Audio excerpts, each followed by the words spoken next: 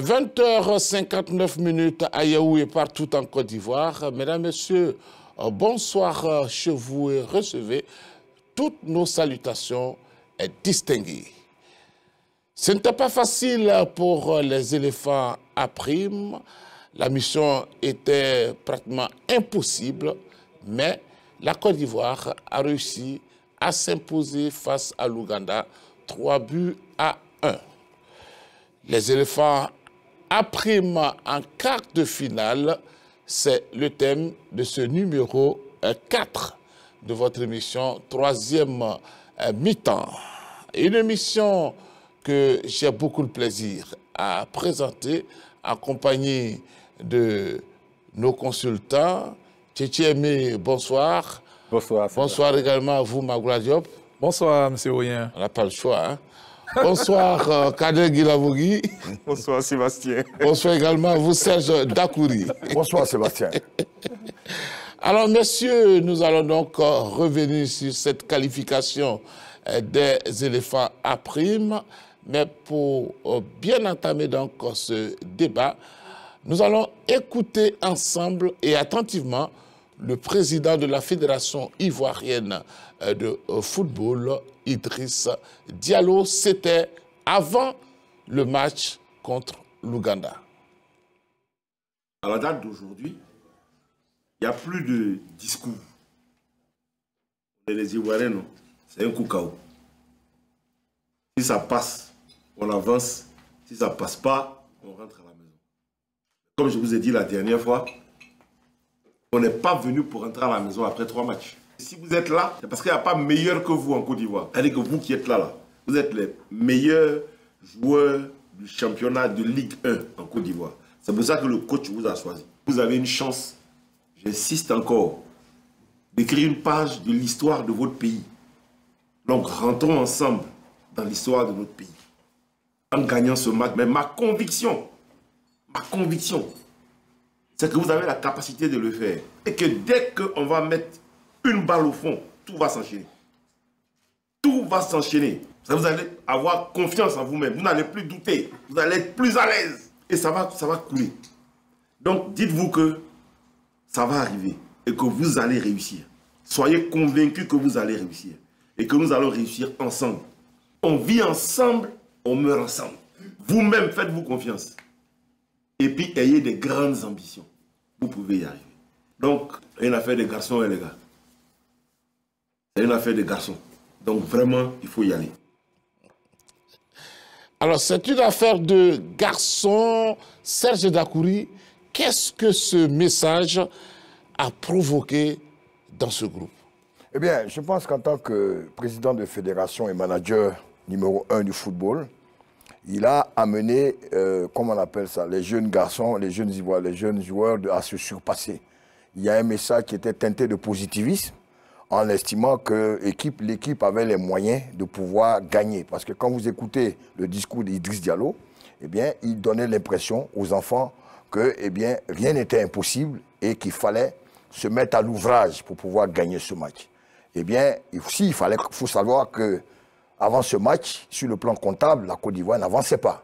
Parce que le match de l'Ouganda était le 3e match. Avant cela, la Côte d'Ivoire avait concédé une défaite et un match nul contre la RD Congo. Donc la mission était forcément de gagner ou quitter la compétition.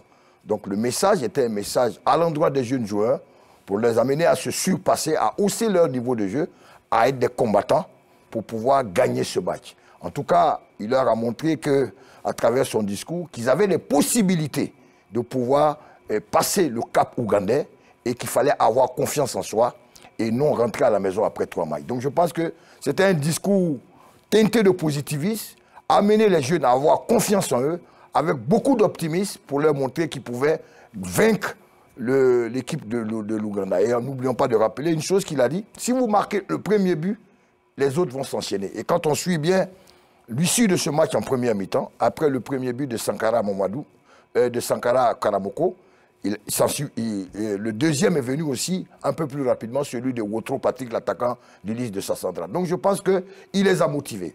En tant que manager, il a montré qu'il fallait avoir un discours positif, motiver les joueurs pour dire que la défaite n'était pas aujourd'hui n'était pas de ce jour, il fallait forcément gagner. Donc, c'est un beau message pour motiver nos garçons qui, pour la plupart, sont à leur première compétition africaine.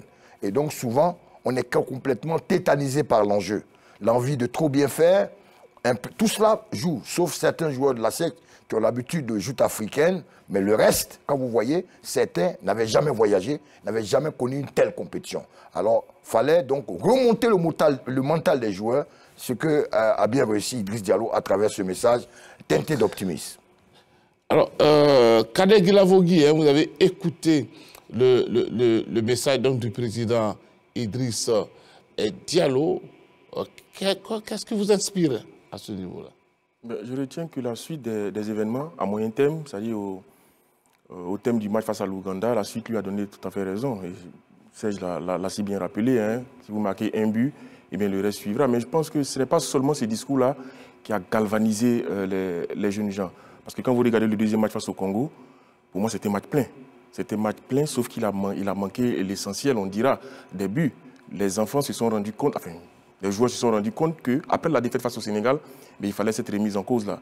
Et ils ont entamé cette remise en cause, cette remontée, cet état d'esprit-là, face au Congo d'abord, en proposant du jeu, en étant supérieur dans le jeu à cette équipe du Congo, qu'on présentait comme le grand favori, puisque double vainqueur de ce tournoi-là, et puis avec des joueurs qui jouent régulièrement la Ligue des Champions et des clubs qui sont reconnus. Donc, on plaçait la Côte d'Ivoire vraiment dans la peau des outsiders. Et sur le terrain, on a vu que les éléphants A' ont vraiment brillé par la qualité technique, par leur vivacité, mais c'est surtout cette remise en cause, cet état d'esprit-là qui est né d'abord du match face au Congo et qui s'est concrétisé face à l'Ouganda. Non, je pense que plus que le président, je crois que Haïdara Choualio lui-même a dû tenir ce discours-là aussi, mais c'est surtout le rôle que les anciens joueurs qui sont autour de cette équipe-là doivent tenir. C'est eux qui doivent porter surtout ce discours-là.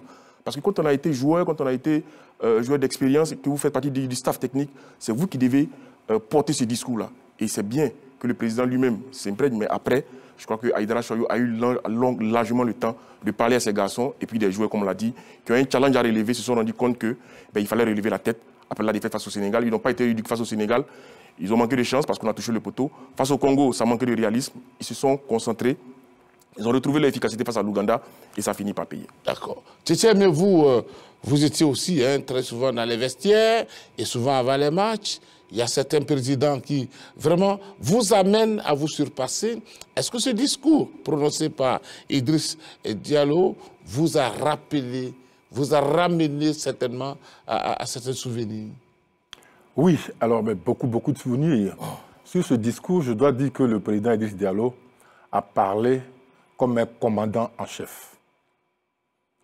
Et tout ce qu'il a dit s'est traduit sur le terrain.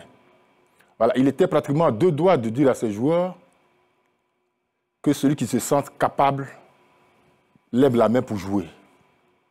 Ce qu'il n'a pas dit. C'est tout comme. Et j'ai beaucoup aimé ce discours parce que ça montre que le président a certainement autour de lui des gens où lui-même il a l'œil.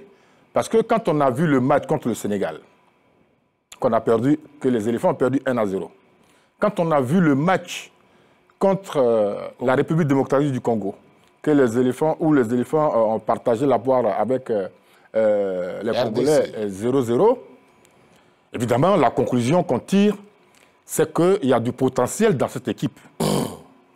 Qu'ils soient tous de la SEC, nous y reviendrons certainement.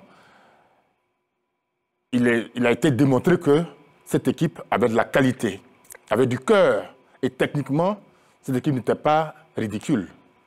Voilà.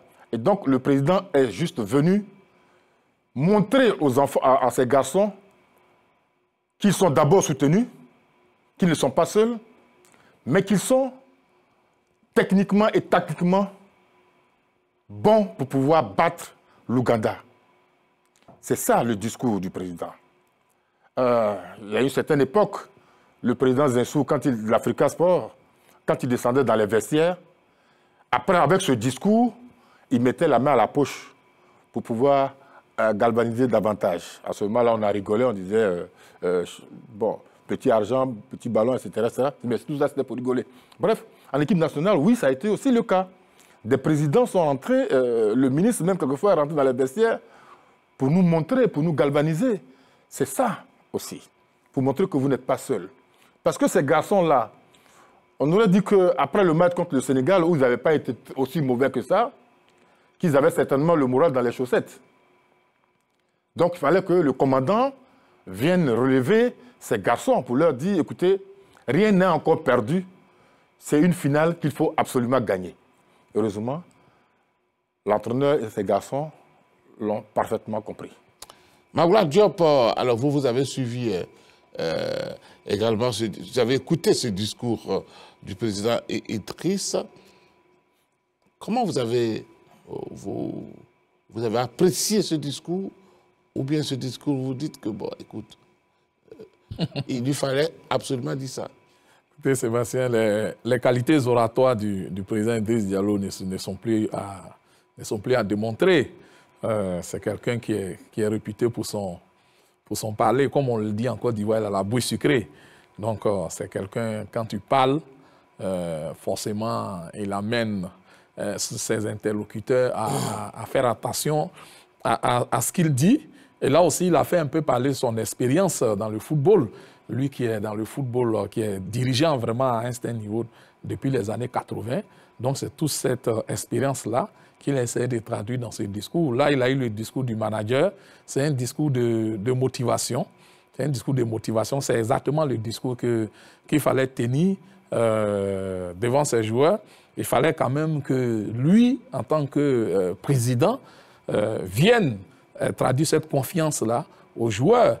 Et il a dit exactement, je pense, ce qu'il fallait dire. Et je pense qu'il a joué sa partition et il a contribué aussi à la préparation psychologique de cette équipe-là. Mais il n'est pas seul. Il n'est pas seul. Comme lui, les autres qui sont autour, que je connais, ce sont des grands motivateurs, comme on le dit, le sélectionneur Choalo Aïdara, qui a maintenant l'expérience de ce type de situation, depuis les U17, les U20, les U23, avec l'expérience au JO, tout ça. Je pense qu'il a vu des vertes et des pas mûres. Donc, c'est quelqu'un qui sait maintenant aussi comment motiver sa troupe, puisque certains de ses joueurs, il les a eus tout jeunes. Donc, il connaît leurs forces et leurs faiblesses. Et son adjoint également, Basiliki Diabaté, tout ça, c'est des entraîneurs qui ont vraiment des qualités de grands préparateurs psychologiques, si je puis m'exprimer ainsi, et puis également le président de cette sélection-là, M. Laurent Boli, le manager général de la FAD, qui, pour l'avoir vraiment fréquenté, je peux vous dire que c'est quelqu'un qui sait comment s'adresser à des joueurs dans un vestiaire. Donc, je pense que c'est toutes ces personnes-là, et puis comme Kader l'a dit, on nous a dit aussi que les anciens joueurs ont été très proches de cette équipe. Même un joueur comme Chico Tienesiaka, qui n'est pas là-bas en tant que membre du staff, mais qui est là-bas en tant qu'invité de la CAF, a également rendu visite à cette sélection-là. Donc, je pense que cette union sacrée-là a largement contribué à cette victoire des éléphants face à l'Ouganda, parce que comme on l'a dit ici sur ce plateau, le gros du travail, cette équipe, on sait qu'elle a de la qualité.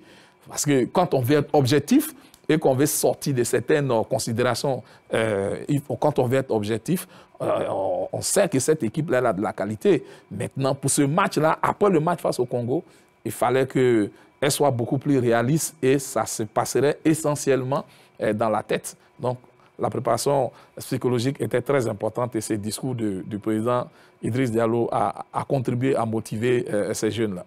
Alors, Seydou Kouri, le président a fait donc sa partition. Maintenant, sur le terrain, qu'est-ce qui a amené les joueurs à gagner ce match aussi? Ça n'a pas été aussi difficile, peut-être, je ne vais pas dire aussi facilement, mais d'où est sorti donc ces sources de motivation? Est-ce que c'est le choix tactique mis en place par l'entraîneur qui a suscité donc cette réaction des joueurs? Je pense qu'il y a d'abord un fait notable, c'est qu'après le match contre le Sénégal, il y a eu des changements tactiques qui ont été apportés contre le RD Congo.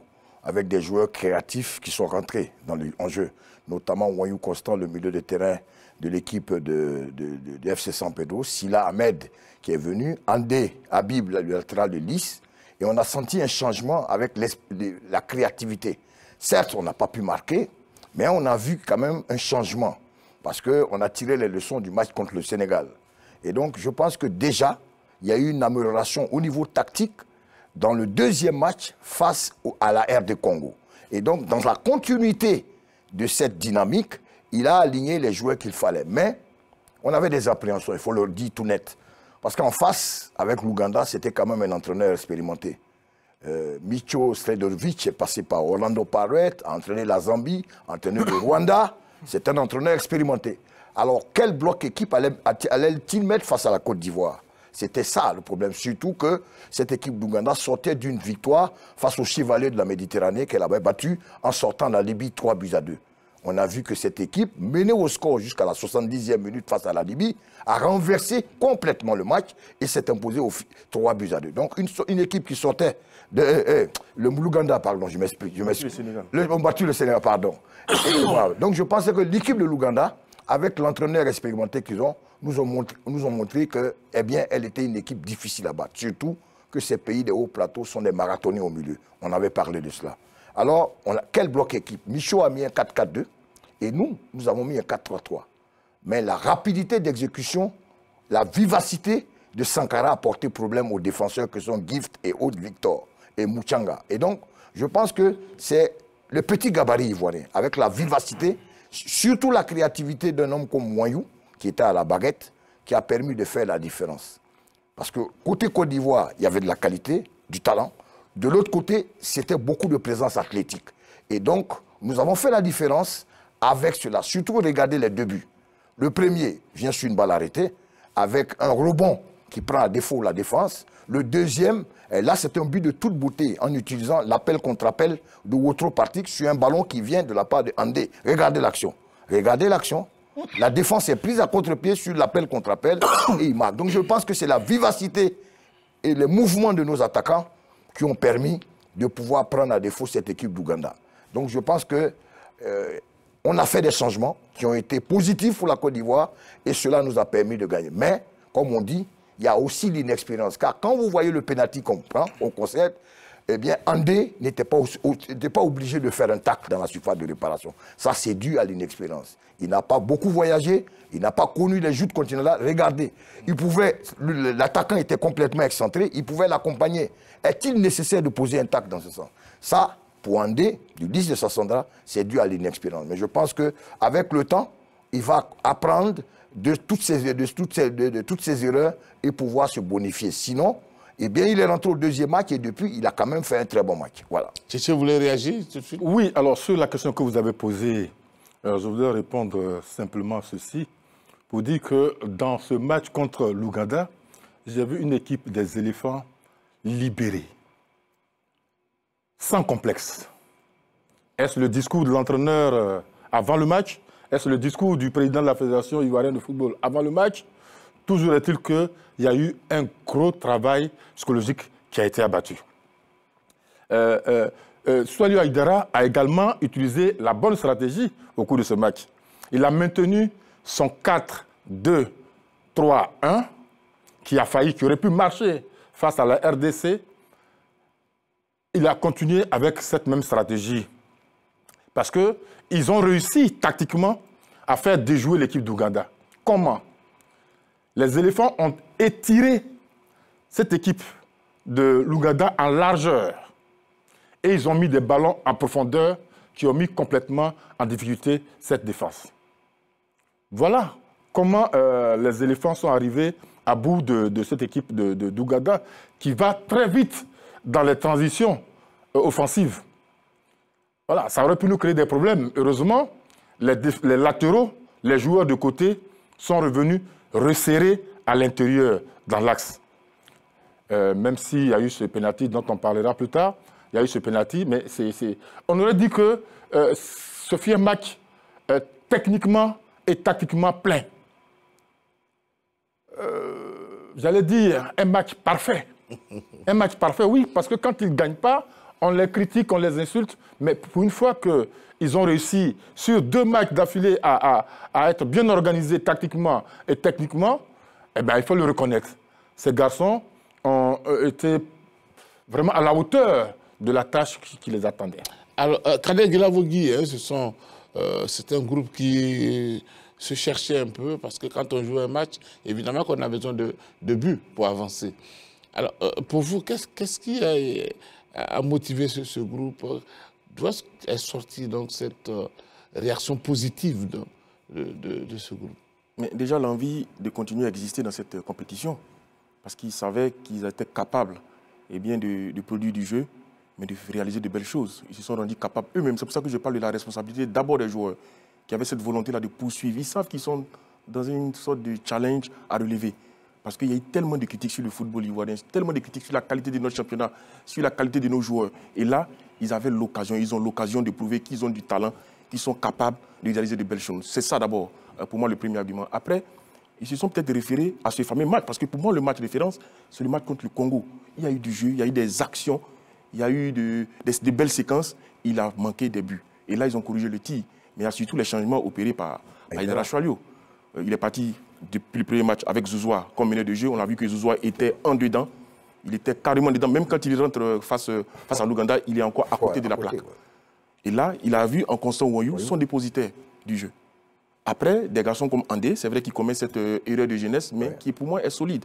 Après, sur cette action-là, je parle sous le couvert de Tchétché Aimé, je crois que Siaoune même ne vient pas. C'est pas Siaoune ou Koulibaly Souleymane qui doit venir le seconder dans ce duel en 1 contre 1 pour l'empêcher de faire cette faute. Mais on y reviendra. Mais pour moi, cette équipe-là, il y a eu des changements qui ont été apportés. Parce que quand vous prenez ce 4-2-3-1 dont parle Tchétché Aimé, les 2 bloqueurs sont là. Et c'est le capitaine. Et puis Gueye Semelo, qu'on a fait entrer, qui a couru énormément, qui a apporté. On craignait l'absence de Zungrana, mais Gueye Semelo, au change, a apporté beaucoup.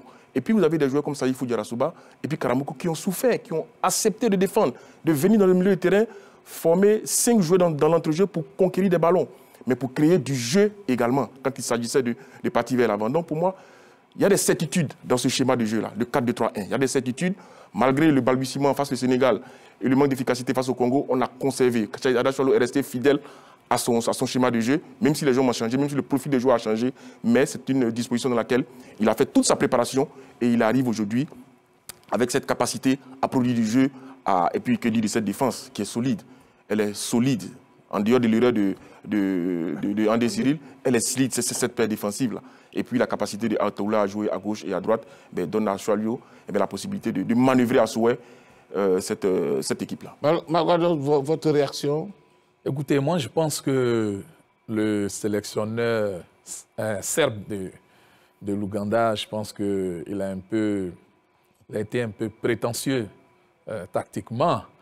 Avec son 3-4-3, j'ai trouvé que ce n'était pas nécessaire face à cette équipe de Côte d'Ivoire. Avec un match nul, il était qualifié. Donc pourquoi forcément chercher à jouer avec des pistons pour contenir très haut l'équipe de Côte d'Ivoire?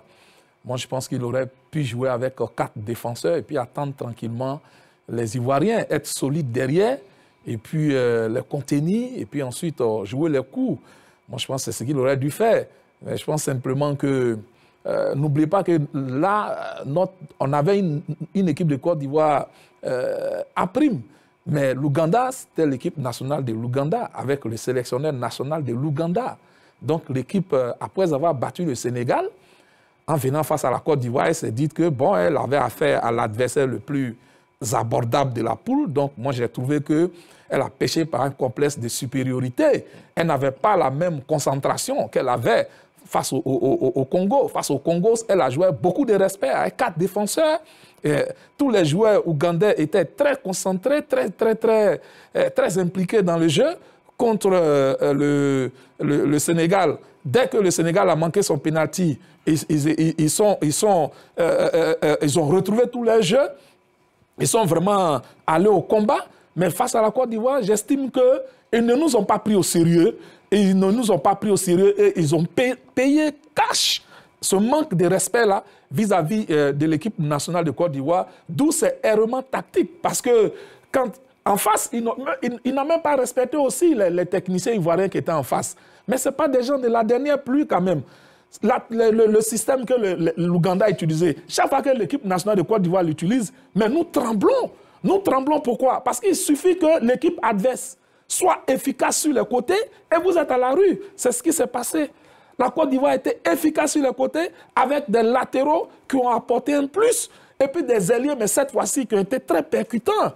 Voici ce qui a fait vraiment la différence à mon goût. Je pense que l'Ouganda a plus péché par son manque de respect pour cette équipe de Côte d'Ivoire, laquelle pensait dominer facilement. Ils ont été surpris. Le temps de se réveiller, ils étaient menés 2-0.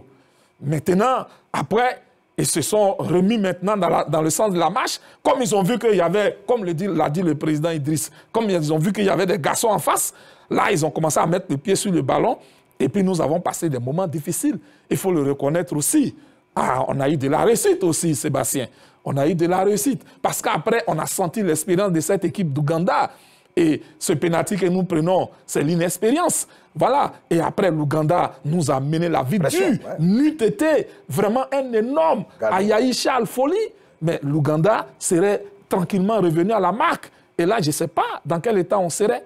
Mais donc, je pense que c'est ce qui les a tués. Ils ne nous ont pas considérés. Le temps de se réveiller, ils étaient menés et après, il était trop tard. Et puis ensuite, bon, les Ivoiriens ont été très combatifs. Ils ont tenu et puis ils ont marqué ce troisième but-là qui leur a coupé l'herbe sous les pieds. Une belle victoire de la Côte d'Ivoire, très méritée. Belle leçon qui a été donnée à cette équipe nationale d'Ouganda par notre équipe B.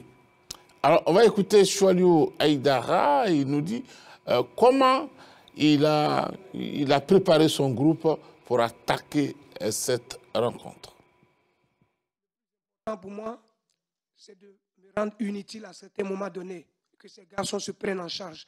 Vous regardez ce public, quand ce public bouillonne, vous ne pouvez même pas parler à un garçon qui est à 3 mètres de vous. Si vous ne faites pas en sorte qu'ils se prennent en charge eux-mêmes, que vous ne leur donnez pas une certaine autonomie, qu'ils puissent se gérer à l'intérieur, après vous passez votre temps à crier à tue-tête sans pouvoir passer un seul message.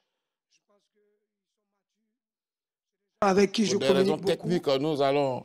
on a quand même écouté, bien avant, ce message de Choualiou Aïdara. Il fallait responsabiliser les joueurs, il fallait les amener à ne pas chaque fois regarder l'entraîneur, mais sur le terrain, à se parler, à communiquer et puis avancer. Allez-y. Non, il y a une chose qui est notable, c'est qu'avant ce match contre l'Ouganda, il fallait voir sur le plan comptable dans quelle situation on était. La Côte d'Ivoire était 4e. Voilà le vrai problème. C'était un match à 20 coups péris. Il faut le dire, on avait le couteau entre les dents. Avant ce dernier match, sur le plan comptable, on était dernier. On était avec 1 point après 2 matchs. L'équipe du Sénégal était leader, nous on était dernier. Donc, il faut regarder que c'était un match à 20 coups péris. On était dans l'obligation de gagner ou rentrer à la maison. Même le match nul ne nous arrangeait pas. Donc, il faut noter que, au-delà du discours du président qui a gonflé le mental de nos athlètes, Choualiou Aïdara savait que l'Ouganda était l'équation à résoudre, gagner ce match. Maintenant, comme il a dit, il a tiré les leçons du premier échec face au Sénégal. Il a apporté de la variété avec de nouveaux joueurs, comme Wanyou, comme Andé et comme Silla. Ensuite, il a compris que face au Congo, il a donné une meilleure copie. Il a resté dans cette dynamique. Remarquez que contre le Congo, au départ, il n'était pas à 2 à 4. Je crois que l'autre est rentré en deuxième mi-temps, ou trop. Là, il a titularisé d'entrée. Donc, je veux dire qu'il a tiré les leçons, mais disons-le net. On était obligé de gagner, sinon on partait à la maison. On avait le couteau entre les dents. Donc, ce match contre l'Ouganda, au-delà du discours, les joueurs savaient qu'ils devaient gagner, sinon ils quittaient la compétition. Donc, cette pression-là, eh bien, ils ont su la gérer et à se surpasser pour permettre d'exister dans la compétition. Donc, c'est indéniable que ce dernier match, on devait tout faire pour l'emporter. C'est ce qui a amené les joueurs à se surpasser. Parce que avant cela, on était mal barré sur le plan comptable au niveau des points. Voilà. Alors, sur ce match, pour titiller un peu Serge Dakouri, je dois dire que quand on a des joueurs moyens, on ne gagne pas ce genre de match. Ah, donc, vous voulez me titiller? Non, Non, je veux dire... Quand on a des joueurs moyens... Face à une équipe comme l'Ouganda, on ne gagne pas ce genre de match. Et donc, oui, le discours, il a été pour quelque chose, mais pour lui dire que ces joueurs-là, ils ne sont pas moyens. Ils étaient complexés sur le premier match. Oui, ils étaient complexés. Par manque d'expérience. Oui, c'est ça. Donc tout ça, c'est en ligne de compte. Absolument. Voilà. Donc, ces joueurs-là, ils se sont libérés sur le deuxième match et sur le troisième match. On a vu le résultat. Voilà. Parce que quand, dans ce genre de compétition, 90% de ces garçons sont à leur grande première compétition. Voilà. À part les joueurs de la SEC. Qui sont plus ou moins en Afrique. Voilà. Et donc, oui, moi, je pense que ces garçons ont certainement pris conscience de leur qualité, mais il fallait qu'on leur rappelle des fois, ça existe. Remuer les garçons dans les vestiaires, c'est très important. Parce que, comme je l'ai dit tout à l'heure, on aurait pu penser que pour eux, bon, écoutez, c'est fini, que les dirigeants sont d'accord avec eux, que c'est fini, on retourne au pays. Non, c'était une finale. Il fallait les mettre dans les conditions pour gagner cette finale. C'est pour ça que j'ai aimé le discours du président. Et ensuite, le discours de Haïdara Soualiou. Sébastien, moi, ce que je voulais dire, c'est que je me pose la question de savoir que serait cette équipe, quel visage présenterait cette équipe-là si on avait nos 4 clubs en Coupe d'Afrique. C'est-à-dire 2 en Ligue des Champions et 2 en Coupe de la Confédération. Si on était régulier dans ces compétitions-là. Et ça, c'est ça qui doit, pour moi, c'est ça qui doit être l'objectif principal du comité exécutif actuel. Se battre pour retrouver nos 4 places. Et ça doit être aussi l'ambition des présidents du club. Non pas venir en Ligue 1 et attendre la subvention. Non. Ils doivent voir plus loin que ça. Retrouver nos 4 places pour permettre à ces joueurs-là d'avoir le niveau africain. Là, ils se débrouillent. Ils ont de la qualité, ils font ce qu'ils peuvent. Mais imaginez si ces joueurs-là avaient l'habitude de jouer la Ligue des Champions et la Coupe de la Confédération. Quelle équipe on aurait eu? On n'aurait pas eu à trembler. Sur le premier match, par exemple, on n'aurait pas eu à trembler. On aurait eu... Parce que c'est ça aujourd'hui. Le vrai combat, c'est cela. Si on franchit cette étape-là, moi, je serais le premier à demander, à exiger qu'on ait un quota de joueurs locaux en sélection. Voilà. Parce que là, on a toute la légitimité de le faire. Parce que ces joueurs-là, ils produisent des résultats. Ils sont bons techniquement, tactiquement, ils obéissent.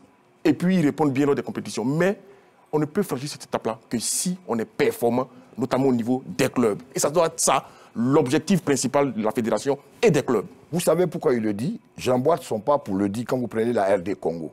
Il y a 4 clubs qui figurent actuellement et qui continueront l'aventure en coupe interclub.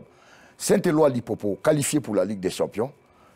Vita Club, TP Mazembe et autres qui sont encore qualifiés pour la Coupe de la Confédération. Ils sont sortis, c'est vrai. Mais quand on va retrouver une semaine plus tard, après la finale de la TUC, les clubs congolais sont toujours en compétition africaine. Nous, on a un seul représentant, qui est la SEC Mimosa, qui est en Coupe de la Confédération. Comme il le dit, si on a la chance d'avoir nos 4 clubs qui figurent toujours en compétition africaine, ça va bonifier cette équipe nationale locale. Malheureusement, le 10 de Sassandra ne joue pas. Je prends l'exemple du 10. Les autres joueurs, ils ne jouent pas, seul la SEC. Même les joueurs de la SEC qui ont un peu d'expérience avec Zouzoua, Zouzoua ne s'est pas retrouvé en compétition. Vous l'avez vu qu'il a été remplacé par Wanyou Constant. Donc je veux dire, la compétition, les clubs forts sont un indice pour une équipe locale. Regardez le Luganda, Viper d'Ouganda, c'est eux qui ont éliminé le TP Mazembe en Coupe de la Confédération, en Ligue des Champions. Et dans cette équipe d'Ouganda, l'Osatu vient de Viper. Non, non. Il y a certains, non, je veux dire, pas non. Il y a des joueurs qui sont de Viper et qui ont permis de pouvoir avoir une bonne équipe nationale. Donc je veux dire que, étant donné que les clubs sont forts, c'est un indice pour donner une belle dimension à une équipe nationale. Ici, l'intervention et puis... oui, alors sur l'intensif, cette intervention, je voulais dire, parce que Serge parle et Kader ont parlé d'équipes fortes, je suis parfaitement d'accord avec eux. Et c'est pour ça que je suis contre les gens qui ont critiqué le nombre de joueurs sélectionnés à la SEC Mimosa. Sur les deux matchs, si cet entraîneur, Soualiou Haïdara, n'avait pas été droit dans ses bottes, on serait passé à côté. Sur le deuxième match, il aligne 6 joueurs de la SEC plus 2. Quand je dis plus 2, il fait rentrer en deuxième mi-temps Zouzoua Pacom et Kramo sur le dernier match. Sur le match contre la RDC, il fait rentrer Anissé Oura plus Sankara. Et Salifou Diarra-Souba. Sankara à la place de Ouattara. Donc ça fait 6 joueurs constamment de la SEC, plus 2. Il y a eu constamment 8 joueurs de la SEC dans cette équipe. Voilà, et on a vu ce qu'ils ont apporté. À 90%, ils ont été meilleurs, y compris le gardien de but qu'on a décrié pendant longtemps. Pour dire qu'il est remplaçant et qu'il n'avait pas sa place dans cette équipe. D'accord. Monsieur Magloire Diop, la Côte d'Ivoire affronte l'Algérie. Fini le côté euphorique.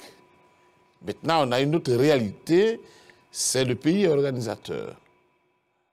Alors, pour vous, une telle rencontre aujourd'hui, même si ce n'est pas l'équipe A', mais on a déjà joué, la Côte d'Ivoire a beaucoup joué l'Algérie.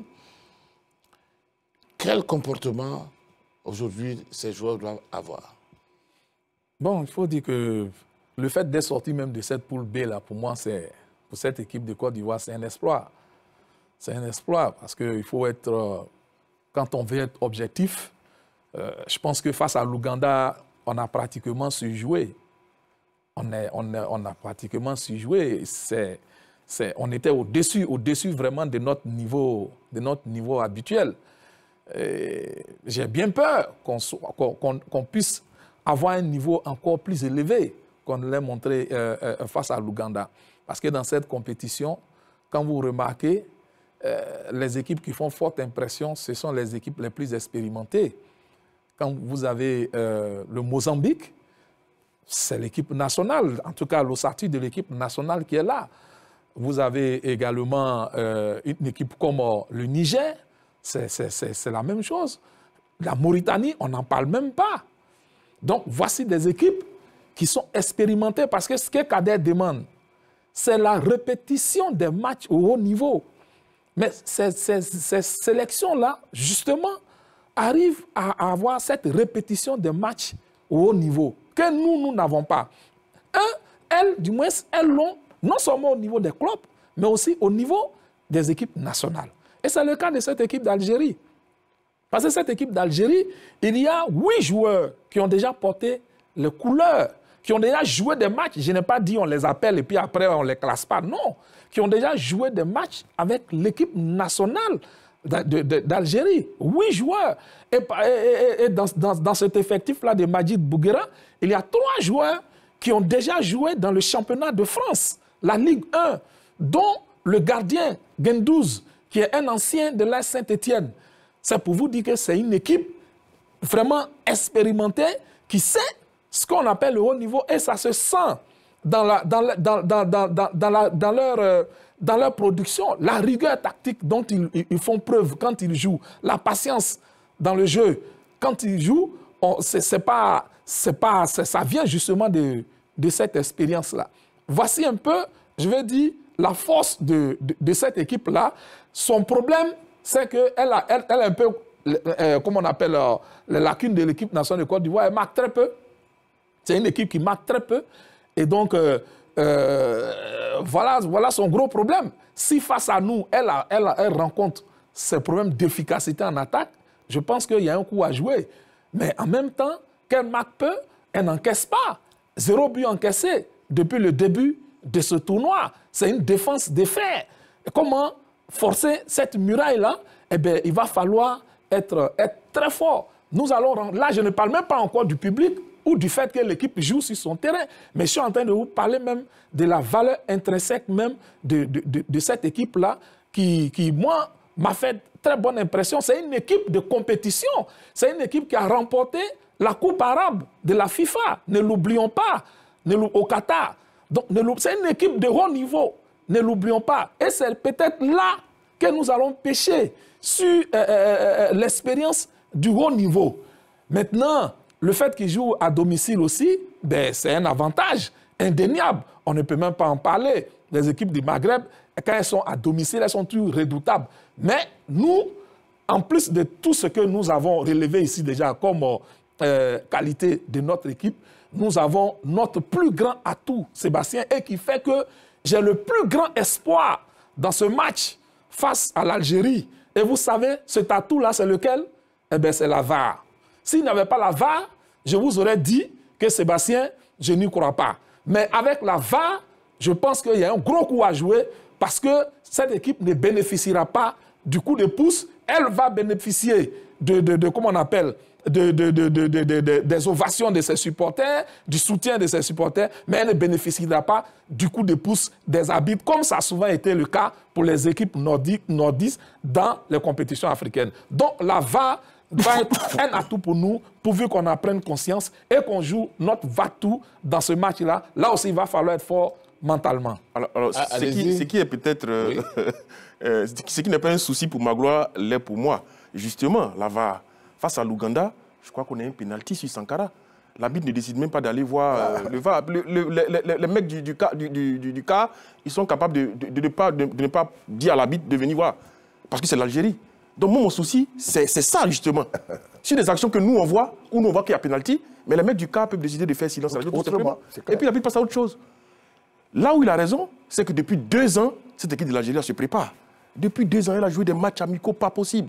Mais là où je suis rassuré, c'est que nous aussi, on a eu une bonne préparation. On a commencé tôt. Je crois que Aïdara Solo a la meilleure préparation des éditions auxquelles on a participé au Chan. Je crois que c'est l'une des meilleures préparations qu'on a. Avec une préparation ici, préparation en Tunisie avec des matchs amicaux face au Cameroun, à la Mauritanie. Et je ne sais plus qui le 3e pays contre lequel on a joué, la Mauritanie. Et donc, le Cameroun et la Libye, non? Et la Libye. Donc on a eu une belle préparation. Ça, il faut qu'on le dise. Et à chaque fois, dans ce tournoi-là, on n'était pas donné favori. Contre le Sénégal, contre le Congo, contre l'Ouganda, on ne partait pas favori. Mais on a su tirer notre épingle du jeu. Et face à l'Algérie encore, on ne part pas favori. Je pense que dans ce costume-là, on se sent le mieux et on produit le meilleur football. Je pense que ces gamins-là, ces joueurs-là, pardon, ont l'occasion d'écrire une belle histoire. Et le président Idriss l'a dit, il faut qu'ils soient plus ambitieux.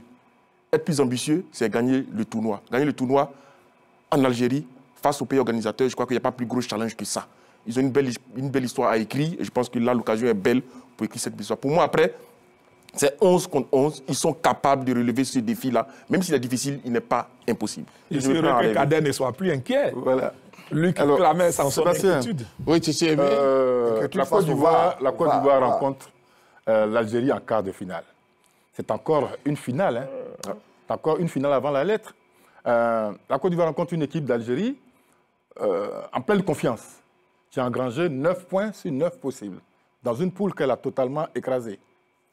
Et puis, cette équipe d'Algérie, avec elle, son peuple, un peuple acquis à sa cause, qui va faire le déplacement, mais comme dirait quelqu'un, de manière extraordinaire pour remplir ce stade. Donc, devant des Ivoiriens qui seront seuls, on nous a parlé de 30 supporters qui vont partir, seront certainement noyés dans ces tribunes-là. Et puis, tu as une équipe d'Algérie qui a bénéficié déjà de 2 pénaltys, même s'ils sont justifiés. Une équipe d'Algérie qui a la meilleure défense de cette compétition. Enfin, une équipe d'Algérie qui va jouer sans complexe, sauf qu'elle aura la pression de son public en même temps. Parce que si cette équipe est éliminée, ça va être un gros désordre. Or, la Côte d'Ivoire que moi j'ai vu sur les 2 derniers matchs est capable de battre cette équipe. Parce que, premièrement, nos attaquants ont retrouvé la confiance, que ce soit Woutro, que ce soit Sankara. Les 2 attaquants de pointe, ils ont marqué, ils sont confiants. Et le danger peut venir de partout, que ce soit des milieux de terrain ou des milieux extérieurs. Et cette équipe, aujourd'hui, est en pleine confiance également, mais sans pression. Sans pression. L'équipe qui a beaucoup à perdre, c'est l'équipe d'Algérie. Et les enfants, semble-t-il, ont finalement compris qu'il y a la CAN en 2024. Et que s'ils font un gros coup là, forcément, les meilleurs seront dans la liste du sélectionneur.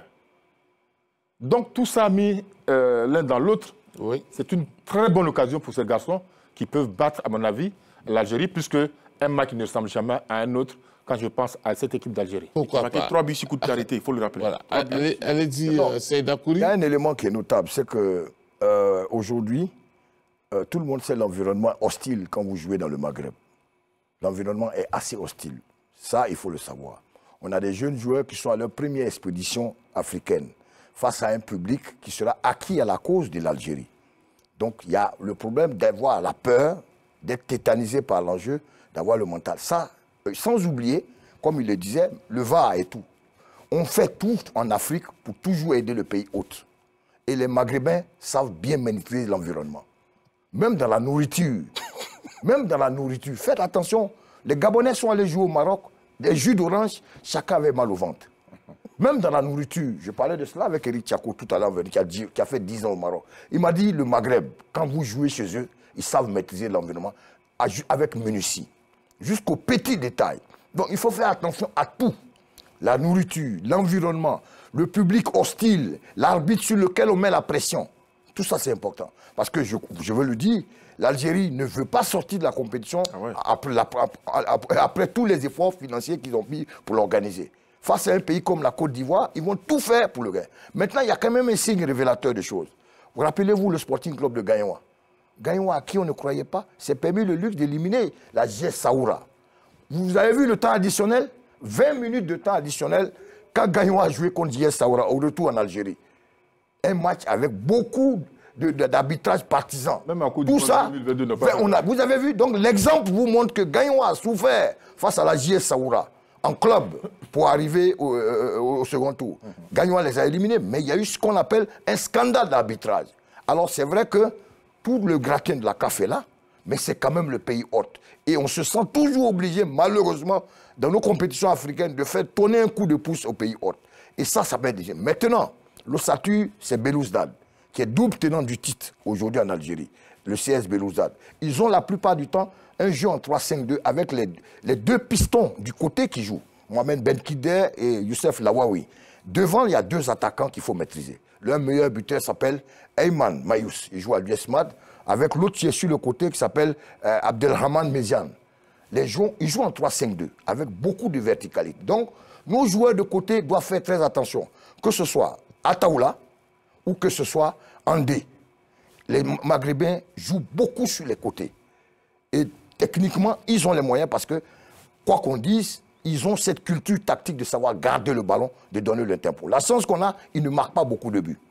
Donc, si on a pu les tenir pendant toute la première mi-temps et les faire douter, ça peut être un avantage parce qu'à un moment donné, le public à qui a la cause peut se retourner à impatience. Donc, il faut maîtriser l'environnement. C'est très important pour nos jeunes qui sont plus ou moins à leur première expérience. Ok. Alors, un mot quand même sur Cholet Aïdara. Est-ce que vous appréciez déjà ce qu'il fait? Si la qualité de l'homme, on n'avait aucun doute. Hein. Il a fait ses preuves avant d'arriver à cette équipe du Chan. Et donc, voilà, là, il est face à un nouveau challenge. Je pense qu'il a certainement étudié cette équipe d'Algérie. Il l'a vu évoluer.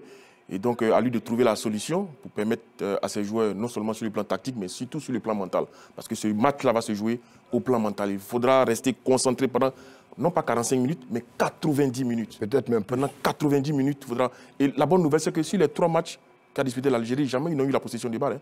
Sauf contre la Libye, peut-être en début de match. Sinon, contre l'Éthiopie, ils n'ont pas eu la possession de balle. Pareil contre sur le troisième match, ils n'ont pas eu la possession de balle. Donc, ils sont très efficaces, mais ils ne s'embarrassent pas de fioriture avec le ballon. Donc là, voilà, il y a peut-être un coup à jouer en étant plus efficace qu'eux. Un mot sur Cholet Aïdara? Mais le président de la fédération a dit qu'il a pris les meilleurs joueurs du championnat national et le meilleur entraîneur de Côte d'Ivoire. Donc, je pense que Cholet Aïdara ne fait que justifier tous les biens qu'on pense de lui. Ce qui me rassure, c'est qu'il a l'expérience de ce type de compétition. Il a disputé ce type de compétition avec les U17, avec les U20, avec les U23.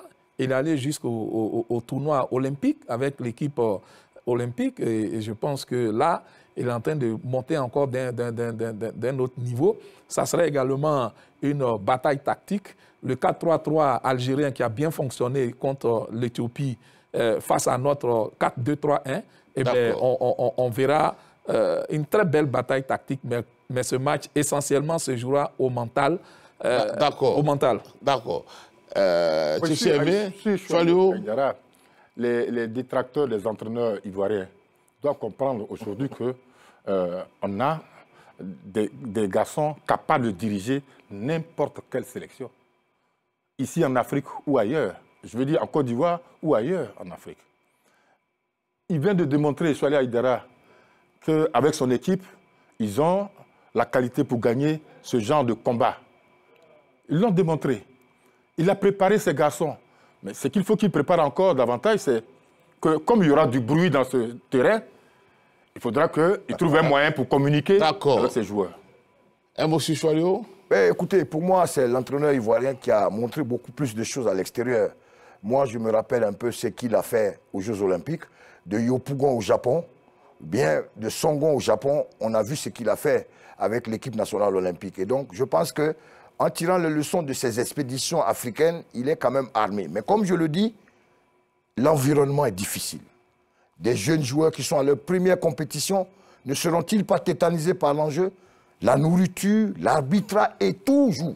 Maintenant, comme on l'a dit, le Sporting Club de Gagnon a éliminé JS Saoura. Donc tout est possible. Mais attention, collectivement, les joueurs de côté et surtout les dédoublements vont faire la différence. Certes, l'Algérie ne marque pas beaucoup de buts, n'a pas peut-être souvent la possession, mais dès qu'ils ont le ballon, ils sont terriblement efficaces. Donc, à nos joueurs de rester concentrés pendant tout le match et de faire fi de l'environnement qui sera forcément hostile. Merci à vous, messieurs. La Côte d'Ivoire affronte donc l'Algérie vendredi, sous le coup donc de 16h. Nous aurons le plateau à partir de 15h05. Je vous invite donc à retenir votre place et puis d'ici déjà, soutenir cette équipe nationale à prime. Merci, messieurs, à tous les techniciens qui nous ont accompagnés pour la réussite donc, de ce numéro 4 de 3e mi-temps, Ben Boka Séraphin et à toute son équipe. On se donne rendez-vous mercredi prochain à la même heure. Au revoir.